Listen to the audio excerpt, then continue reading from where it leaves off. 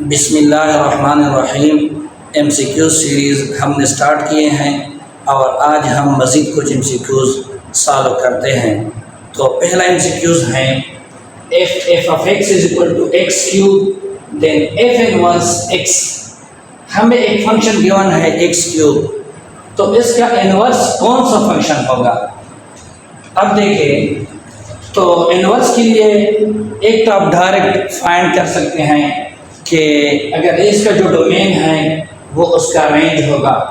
अगर यहाँ पे मैं 2 पुट कर लूँ n पुट में तो ये मुझे 8 देता है, और अगर यहाँ पे मैं 8 पुट कर दूँ तो 8 क्यूब रूट ये मुझे 2 देता है। यानी ये फंक्शन 2 पे मुझे 8 देता है और ये 8 पे मुझे 2 देता है।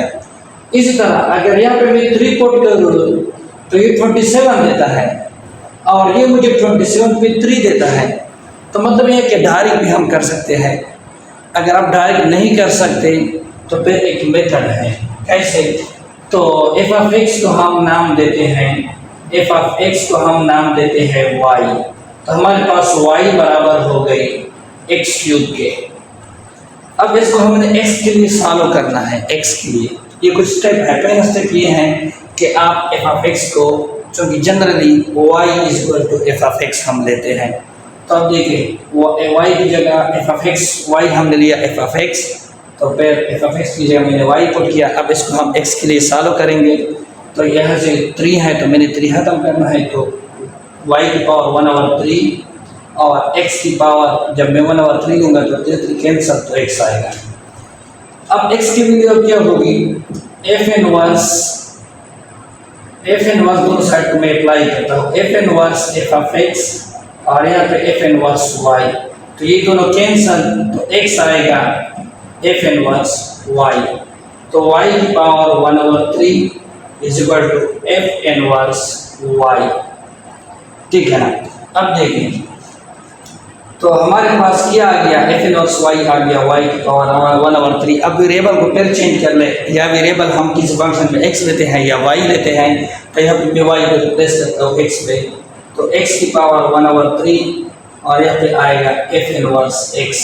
तो f इनवर्स x क्या आ गया, x की पावर 1/3। तो ये जो ऑप्शन है ये ठीक है। लेकिन अगर आप यहाँ पे देखें तो सी ऑप्शन जो है x की पावर 3/2 होल की पावर 0.5, तो इससे भी ये आता है x की पावर 1/3। कैसे? ये x की पावर 2/3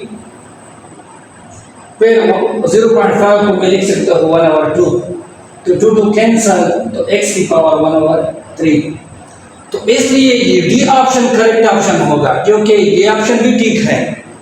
तो जब भी किसी MCQs में both A and B option हो, या बोथ B एंड C हो, या बोथ A एंड C हो, तो फिर अगर आपके पास एक करेक्ट ऑप्शन मौजूद है तो आप डायरेक्ट वो पुट ना करें, बल्कि दूसरे ऑप्शन में भी चेक करें।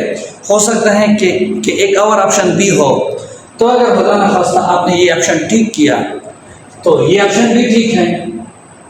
अब अगर आपने ये टेक किया तो आपका MCQs गलत होगा, क्योंकि इसका जो सबसे करेक्ट ऑप्शन है वो बोथ A एंड C है। तो इसलिए MCQs में जल्दबाजी ना करें। कभी कभार सिंपल MCQs होता है, लेकिन हम क्या करते हैं, जल्दबाजी से काम लेता है, तो हम एक ऑप्शन को करेक्ट करते हैं, लेकिन उसके साथ साथ एक और ऑप्शन भी करेक्ट होता है और ऑप्शन पे मौजूद होता है बोथ A एंड B। तो जहाँ भी MCQs में बोथ A एंड B या बोथ B एंड C हो, तो वहाँ पे कंफर्मेशन करें कि कोई और ऑप्शन तो ठीक तो नहीं है। अब MCQ number 2, if domain of a function, ये हम एक फंक्शन गिवन है f of x is equal to x², और इसका डोमेन जो है वो है 1 - 1 0 2 -2, देन इट्स रेंज। तो इसका रेंज क्या होगा, मुख्तलिफ ऑप्शन है। अब डोमेन हम इनपुट वैल्यू को कहते हैं, रेंज हम आउटपुट को। अब ये अगर मैं 1 पुट कर लूँ तो f ऑफ 1² इससे 1 आएगा। फिर मैं -1 पुट करता हूँ f ऑफ -1, तो -1² इससे भी 1 आएगा। फिर है 0, f ऑफ 0, तो 0² से 0। फिर f ऑफ 2, तो फंक्शन है x², x की जगह मैंने 2 पुट किया, तो यहाँ पे 2 यहाँ पे 2 स्क्वायर है, 2 स्क्वायर ये 4, फिर है एफ ऑफ -2, तो फिर -2 स्क्वायर से भी 4। तब हमें सेट में गिवन है, तो सेट में अब देखिए दोनों 1 है, तो हम सेट में रिपीटिशन नहीं करते। 1 फिर 0, फिर ये भी 4 है, ये भी 4 है, तो 4। क्यों सेट में हम इस तरह नहीं लिख सकते कि 1 1 0 4 4, तो सेट में तो रिपीटिशन नहीं होती।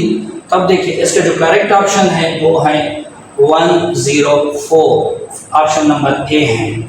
अब देखिए डोमेन में 5 एलिमेंट है, रेंज में कितने एलिमेंट आ गए? 3 एलिमेंट, क्योंकि 2 का इमेज सेम है, इन 2 का इमेज सेम है, तो हमारे पास टोटल आउटपुट जो है वो 5 नहीं आए, वो 3 आ गए, 1 0 और 4।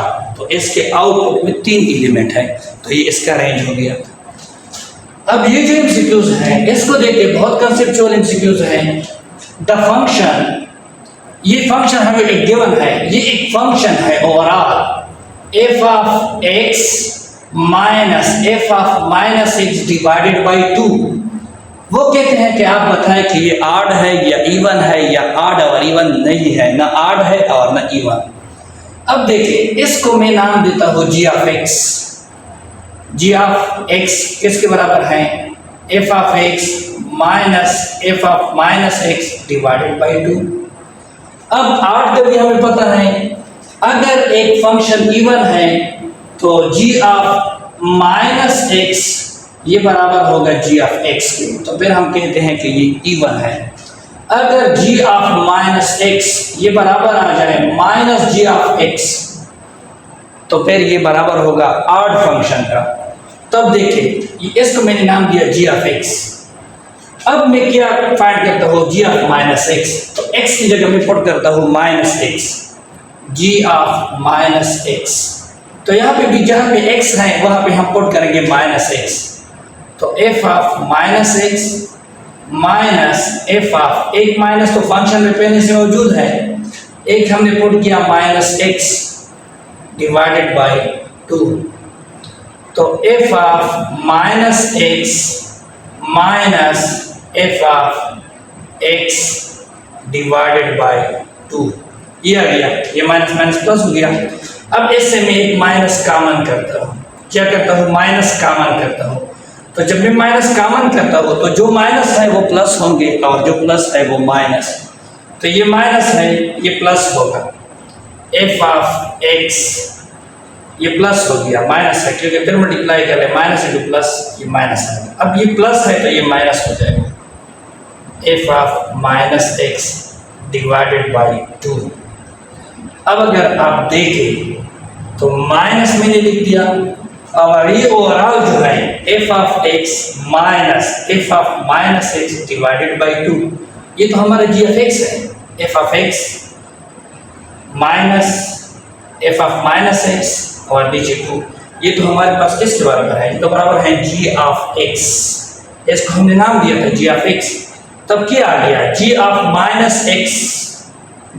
जी ऑफ -x बराबर आ गया minus g of x, g of -x बराबर आ गया माइनस जी ऑफ x।